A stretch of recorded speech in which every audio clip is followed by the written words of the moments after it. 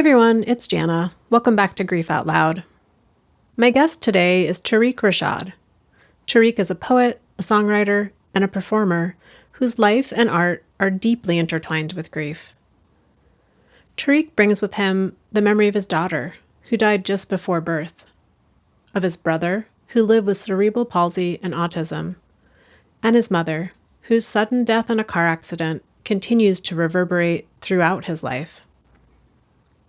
In our conversation, Tariq talks about choosing to fully engage with grief, about how caregiving shaped him from a young age, and how writing and music have become his way of learning to live with that grief. And not just for himself, but for anyone who connects with his work. His new album, Kiss My Art, explores grief with tracks about regret, forgiveness, self-love, and staying connected to those who have died. Tariq is kind, funny, deeply self-aware, and very patient with my questions, some of which took him down some unexpectedly emotional rabbit holes. Okay, here's our conversation. Tariq, welcome to Grief Out Loud. I really appreciate you making time and space to have this conversation with me. Thank you, Jenna. I appreciate it. Appreciate you for having me on. It means a lot. Thank you. Your new album, Kiss My Art, weaves grief through pretty much almost every track. And given that I imagine there's many people in your life who have died or that grief stories that you're carrying that are a part of that album, I'm wondering in this moment, like, who would you like to bring into this conversation with us today? Mhm. I mean, when I do talks and conversations and things like that, honestly, I bring everyone with me. I'm a representation of my family. So I bring my family with me and obviously the ancestors, but specifically in this conversation, my mom, my brother, my daughter, which I referenced on Kiss My Art as well. So yes. What would you like to share with me, with our listeners, about your mom and your brother and your daughter? Hmm. Good or bad or both? Both. We always take both Okay. here. All right. So I'll start with my daughter. My daughter, oh, I'm getting emotional already. Wow. So my wife, she had to give birth to my daughter. The baby basically passed away in her belly. We were maybe a month out from delivering. She was feeling sick one day and we had to rush her to the hospital in essence to find out that the baby had passed, and then she had to deliver the baby and everything. So, and it was a girl, and that was our first child. So just that experience alone, it was heartbreaking. And even through the heartbreak, just being able to hold my first child after my wife gave birth to her, obviously it was a hard time, but it was also, I don't want to say beautiful, but in a sense beautiful because that was our first child. So I didn't want to let go of her. Obviously, my wife didn't want to let go of her. So that moment, just being there with my wife during that time and us coming together, or being together rather, to get through that time, it was tough, but I'm glad that we were together to be able to get through it. Being able to support my wife. I know there are so many people women, sorry. I know there are so many women who have children and they don't have a partner there with them. I'm just grateful that I was able to be there for my wife. And just my daughter, she has given me so much motivation and everything from that point. And my wife as well, to be able to appreciate our lives and just having more appreciation for our children. My wife giving birth to children because I have three, sorry. Ooh, I have three children now. I'm losing count. But I have three children now and just having so much appreciation for their lives today, and their existence in our lives, regardless of all of the hardships and challenges that comes with babies. I'm just appreciating their existence here in our lives today. So that's just a little bit well, in a nutshell, that's everything regarding my daughter and my brother. my brother is kind of, not kind of, he is why I'm in social work, which I think you will kind of relate to, Jana. My oldest brother, he has cerebral palsy and autism. So since I was younger, I would say like 8 or 9 years old, I was kind of helping take care of him.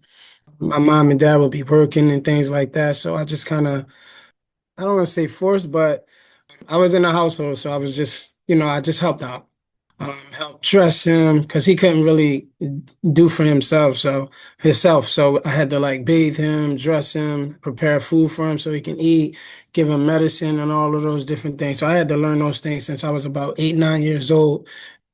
My stepsister, sorry, why I say stepsister, my god sister. I had help from my god sister and my cousin, who helped me to kind of learn how to do these things or whatnot. And that's kind of what grounded me, to be the person that I am and kind of pushed me into social work because I've just been helping all my life. And obviously, as family is different. Helping family is different from helping complete strangers, but that kind of gave me the tools necessary to be the person that I am today. I'm empathetic, I care for others, and I just give a helping hand to those that I don't know just because I have a heart, and that goes a long way. And it sounds simple, but there are some people who just turn the other cheek and be like, oh, well, whatever. But I genuinely have a heart. And I think it's because, not I think, I know for a fact it's because of my relationship with my brother and growing up all the way until his untimely demise and everything. So, my brother, I carry with me wherever I go. With every single thing that I do, I carry my brother, my daughter as well, but my brother. And then lastly, my mother. It's my mom. Like, my mom is my everything. I think with boys, their mom is like their everything, right? My mom, she means the world to me. She meant and she still means the world to me. And I carry her wherever I go. I'm a bit traumatized because of how she passed. My mom passed from a car accident, and this kind of speaks to the person that I am as well. When my mom passed, she was helping. She was doing an act of service. There was a car that was flipped on the side of the road, and her and my father got out of the car to help this person that the car that was flipped over. So they pulled her to safety. And when they pulled her to safety, another car came and fatally hit my mom, took her life. That trauma, I live with trauma because of that. And that day, like I got a call from my dad. He was calling me, and it was just madness. And the only thing that I asked was, "Is she okay?" And he said no.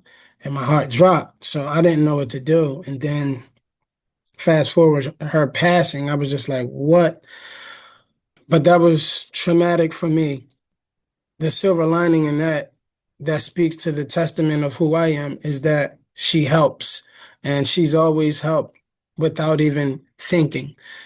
And sometimes that can be to your own demise, obviously, at our own detriment, but also it's a beautiful, beautiful, selfless gesture. That has been my life journey, just trying to help by being selfless. Damn, I didn't know I was gonna be this. It was gonna be this tough to kind of discuss it, but my mom is my world. My mom is my world, and she has grounded me so much, and she has given me so many tools to be the man that I am today, and I carry that with me along the way as well. So my mom is in my heart. I carry her with me. I honor her in all of the things that I do, and I'm going to continue to do that for as long as I live. So, yes. Well, Tariq, thank you for kind of maybe going down a little unexpected path of so much heart space in that. And it comes through so clearly that your mom provided the scaffolding and the example of how to be a person who cares in the world. And you practice that with your Yeah. brother and caring for him. And then that moment of connecting with your daughter, how she continues to come forward with you to help you care for your other children, and maybe hold a different perspective about 3 a.m. wake ups or whatever other things are going on. Absolutely. You get upset, and then it's like, all right, like they're here with me. So, Is there like an example or maybe an iconic story of your mom and how she cared for you? Mm.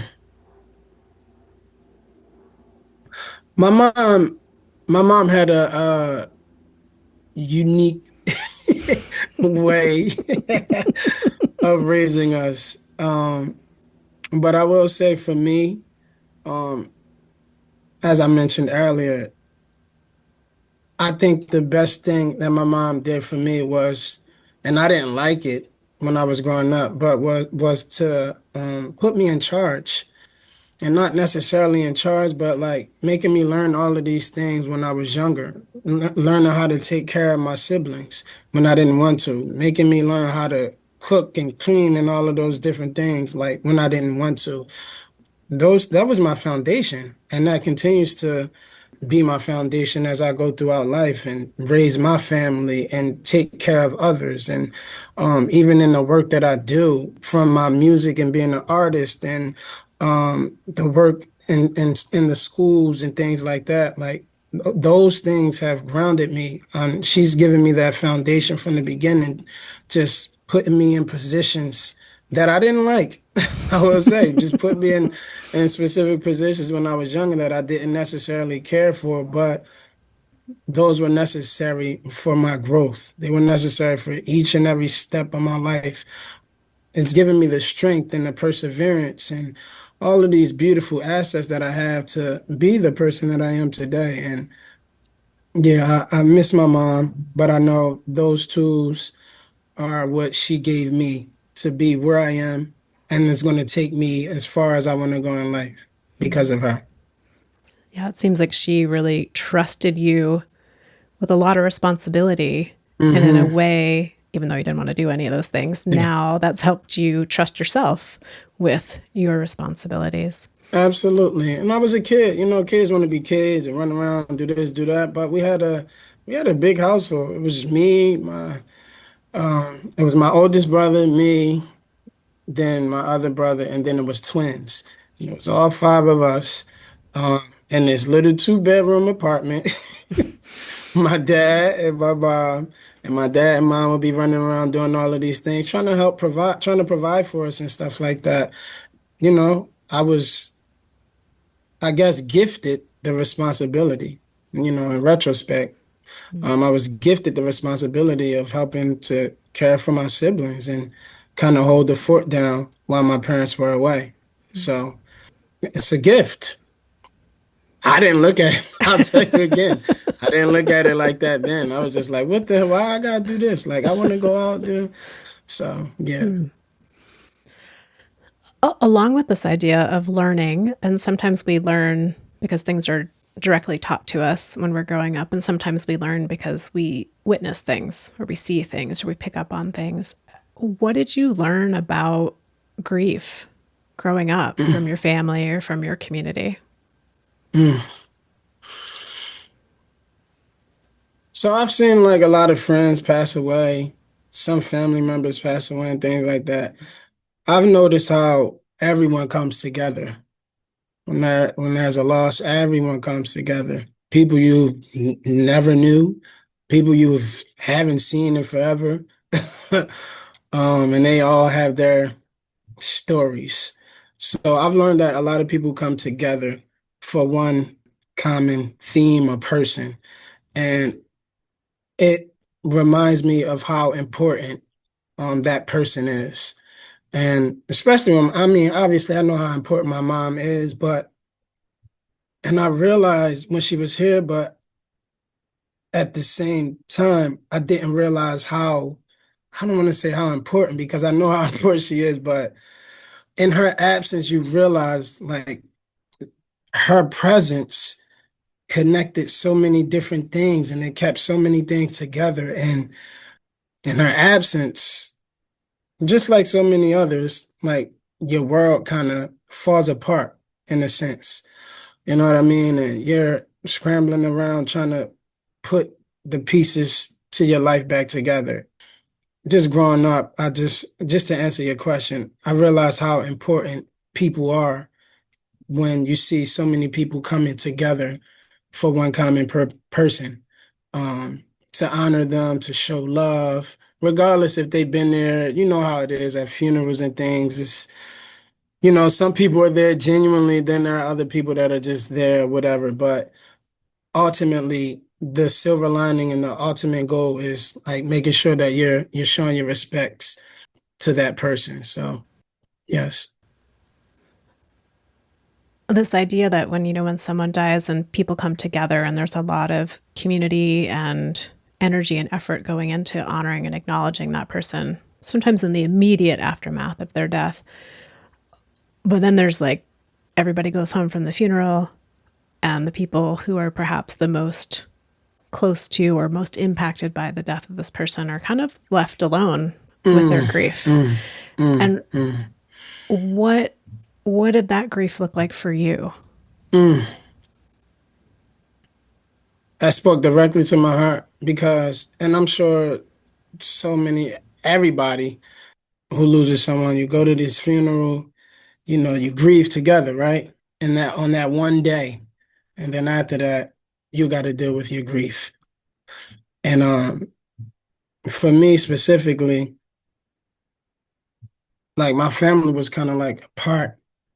Everyone hit this person there, that one there, that one there. So we've really had to deal with our stuff, our grief alone. And for me, it was very difficult, extremely difficult for me to accept, what had happened. Questions, obviously, like why did this happen to my mom? Why did she have to go and do this? Why did she go and help? She could have did something else to help. She could have called the police. She could have did that. Like just so many things going through my head, and I was hurt, truly hurt to my core, and I couldn't understand the reasoning. So I just sat and I sat, and usually people turn to vices like drinking and weed and all of these different things. So after a little while, I told myself that I needed to deal with it without leaning on anything. And I needed to face my grief, regardless of whatever vices and whatever kind of things that we normally lean on. I didn't want to do any of that. I just wanted to face it head on and say, listen, Reek, you're going to deal with this. This is the most difficult thing you've ever dealt with in your life, but you have to face it head on so that you can move forward. And that's what I did. And I started doing the work, and I started going to therapy. I started talking to my therapist and talking to her about my grief and my deepest, darkest emotions and feelings about everything and my questions and my family and all of these things. And slowly but surely, I started making progress. And I was like, oh, okay. And I just kept doing the work and just doing the work. And that work is the inner work, the self-love and taking care of myself. Because a lot of people lose themselves and grief is forever. So I have to continue to do the work forever. And it's more important for me to do the work because I have a family. I have a family. I have people that look up to me. I have so many dreams and goals that I want to accomplish. I want to continue to spread these kinds of messages and talk to the world about how to persevere through hardships and challenges. The things that I go through, yes, it directly impacts me, but it's not about Tariq. I have a bigger purpose. It's so much more that I have to do in this world, and I have to be good mentally, spiritually, emotionally, physically, so that I can continue to put messages of self-love and caring for yourself out into the world. What's an example of one of those practices that you started to put in place to care for yourself? Writing, creating.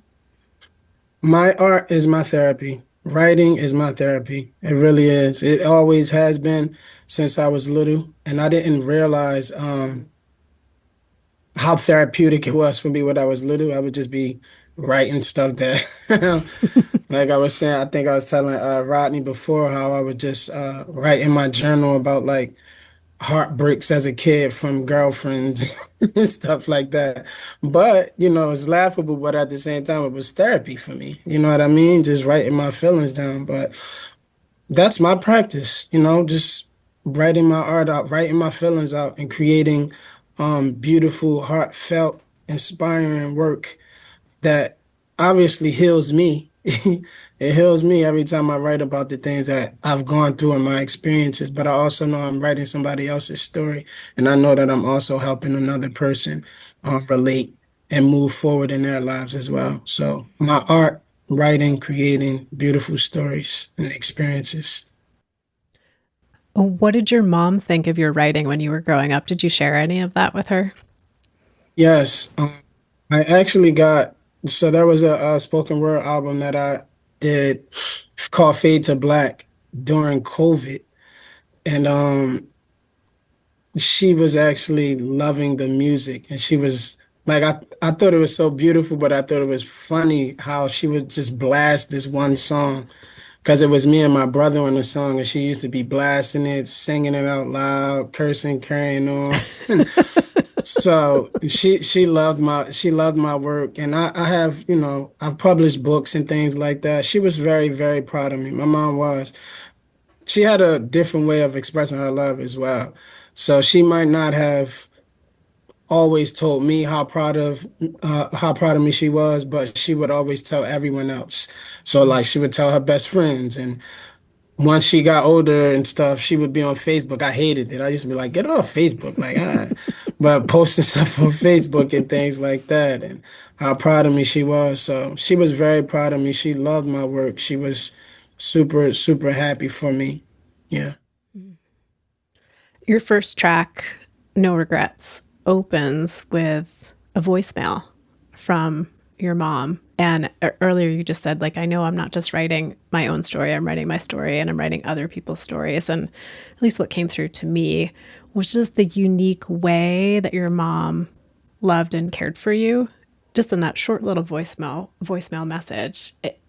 What's it like for you? I mean, I imagine as an artist, you're like having to hear these songs over and over again as you're mixing and getting them ready for publication. And now they're out and going to be out in the world. What's it like for you to hear her voice and her voicemail over and over? Um, sometimes I tune it out. You're listening to something, but you tune it out sometimes. Throughout the recording process and being in the studio and, you know, putting it together.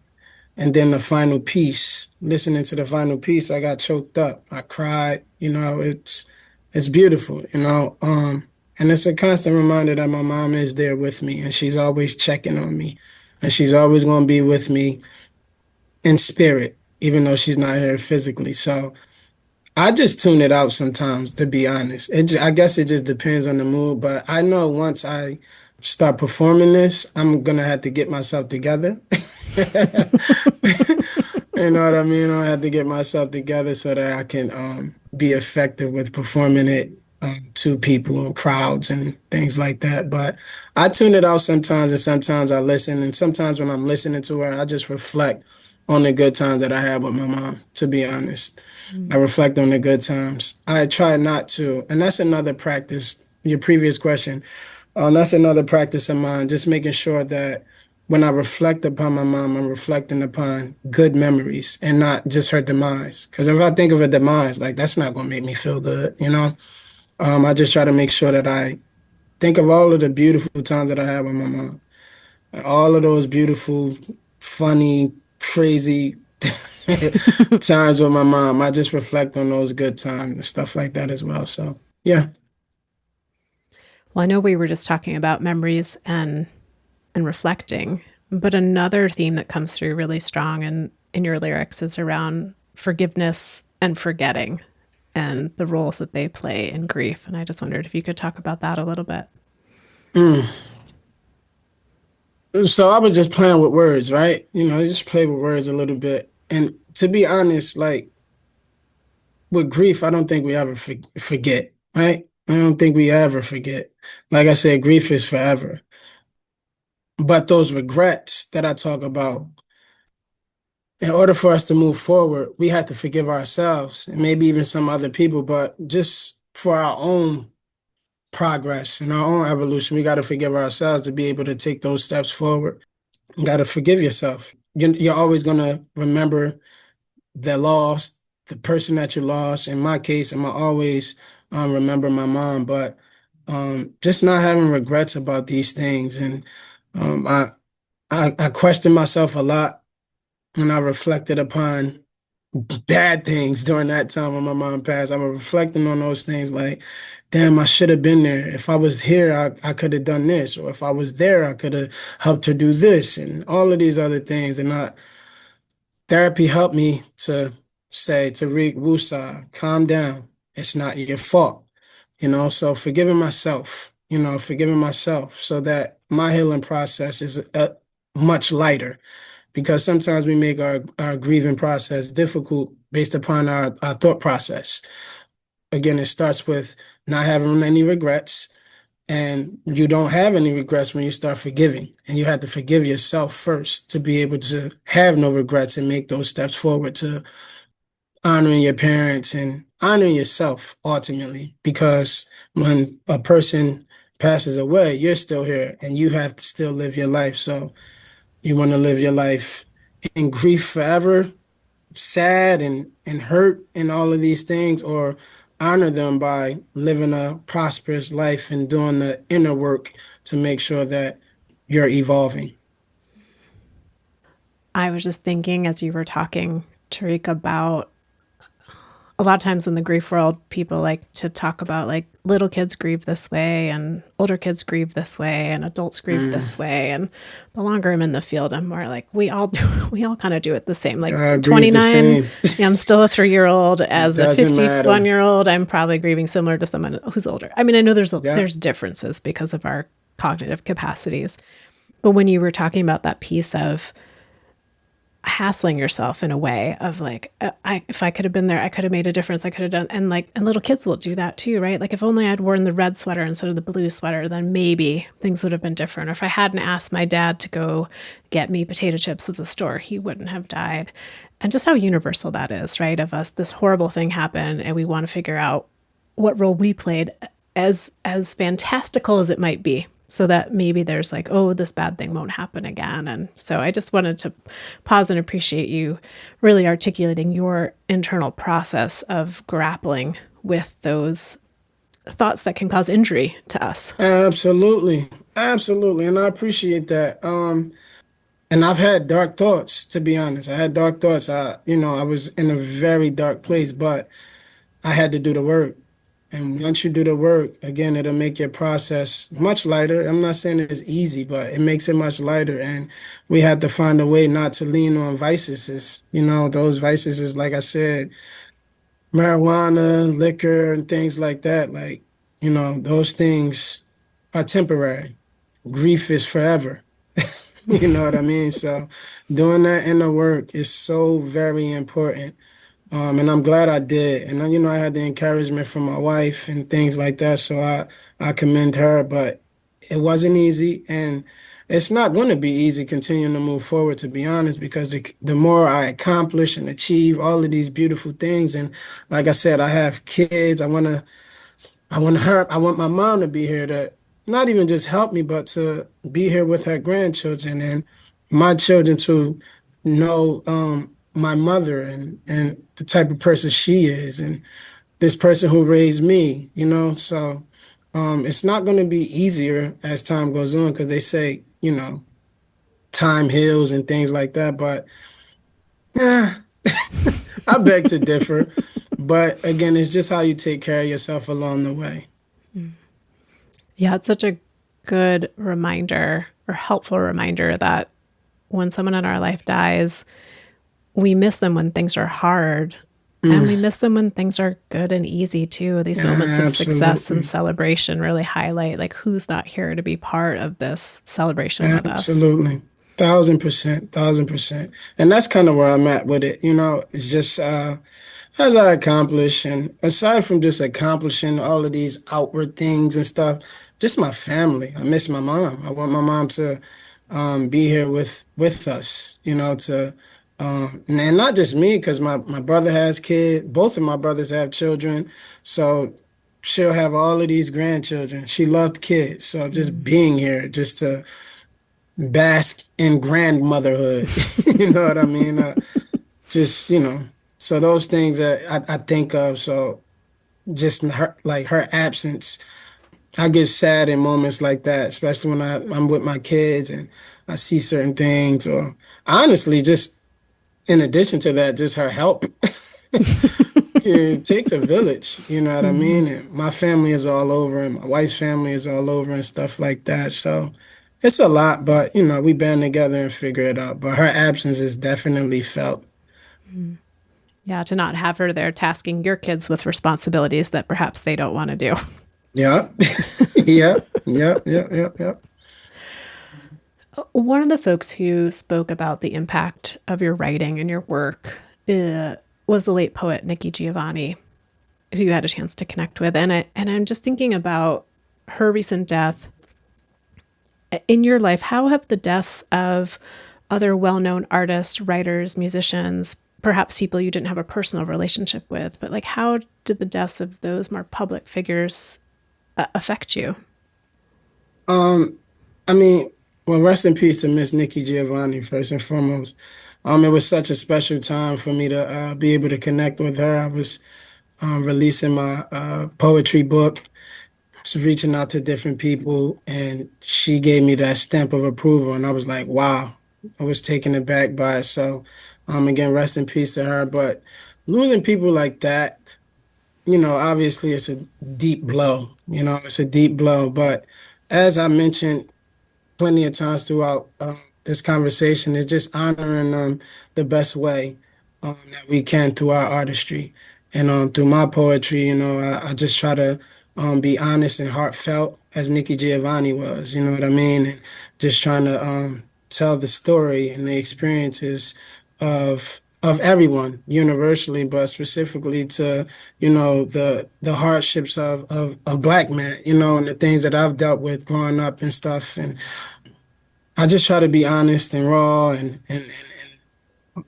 share those experiences that other people are going to connect to. Again, just as Nikki Giovanni and so many other late artists have done. And their impacts mean so much, and their loss obviously means so much. It's a deep blow, but just honoring them in the things that we do and acknowledging all of that beautiful work that they've done as we continue to create. Yeah, oftentimes when a more public figure dies, there have been times when folks have reached out to us at Dougie Center to like, can you help explain why somebody who never got to meet Prince is suddenly so devastated hearing about Mm. his death? And I mean, I try to come up with some answer around that, but I'm curious if you have thoughts on, like, if you were talking to a group of teenagers who were totally devastated or impacted by the death of a musician or an artist that they never knew personally, but who meant a lot to them, like, what would you share with them? So it's interesting. So as you're saying that, it made me think of when I was at my previous job at a high school. I remember who was the rapper? I forgot the rapper's name. He passed away while we were in school, and the kids were devastated. And I'm like, what happened? What happened? And they were saying that the rapper died and everything. And I was just like, huh? But they were like crying and things like that. And at first I was just kind of like, what? What's going on? Why they? But then as time went on, I'm like, all right. It started making me reflect on when I was growing up and I was losing artists that I grew up with, like Tupac. Like that's my, as I told Rodney, my GOAT. But I remember growing up and he passed and I was so hurt by it and things like that. You just pull the kids in and you talk to them and just make sure, they're okay, check in with them, see how impactful they were in their lives. I don't know if you're familiar with NBA YoungBoy, but this new generation, she like, no, this new generation, they like love him. Like it's like mind blowing. And I believe he's an independent artist and stuff like that. But just seeing how the kids gravitate to him and his artistry and the things that he create is such a beautiful thing to see how people connect with music and art and stuff. So you realize how important these artists are and how they connect to them. So just making sure that you talk to the kids, and like you said, and that with the example that you gave me, just making sure you check in with them, making sure they're okay, and seeing how meaningful they were, and just remind them to continue to honor them and the things that they do by if in school, for instance, make sure you're doing what you need to do in school, things like that. Yes, it's okay to grieve, but you also got to make sure you're handling your responsibilities and things, as I need to do as well, as I mentioned throughout the interview. Like, you lose someone, but you still have responsibility. Life goes on. As unfortunate as that is to say, but life goes on. We still have to take care of ourselves and move forward. So, yeah, that's the advice I would give.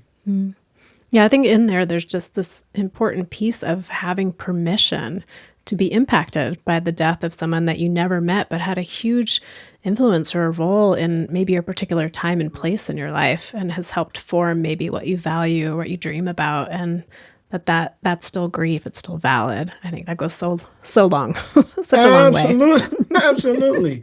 There's so many artists and people in our lives who are not in our lives, but in a sense they are in our lives, like this music and even movies and things like that. Like we're captivated by these things and it touches our hearts in certain ways and they live with us forever. We have these headphones on when we're listening to music and stuff. That's embedded in our minds, our bodies, our souls, our spirits. So we relate to them and we carry them with us along the way. So when we lose them, it's like losing a friend or family member or something. So, yeah.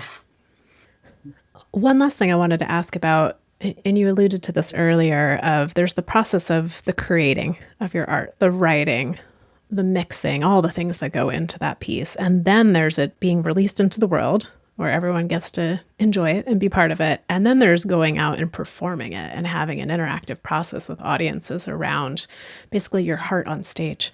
hmm How are you feeling about all of that? How are you preparing for that?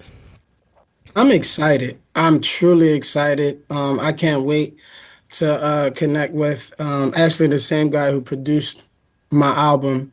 He's a musician as well. Like he plays instruments and things like that, and he has his own band. So I just can't wait to just get on the stage and just perform these things and just have so many people connect to the things that I have to say within my album. I'm really excited to just perform them because I know people are gonna love it.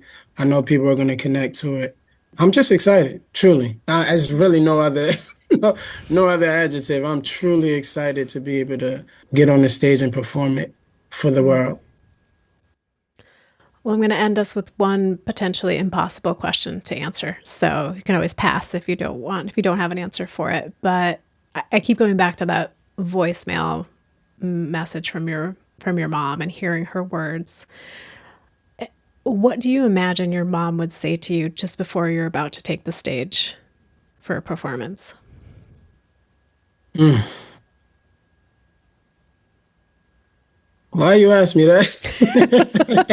No, I'm kidding. Oh gosh. Mm. So I just put, can I, I'm just gonna pull my phone up real quick. I want to read you something. Just 1 second. And she wrote a message to me on Facebook. It was a few years ago. And she shared a message saying that this is when I released my poetry book, Shine Through Our Shade.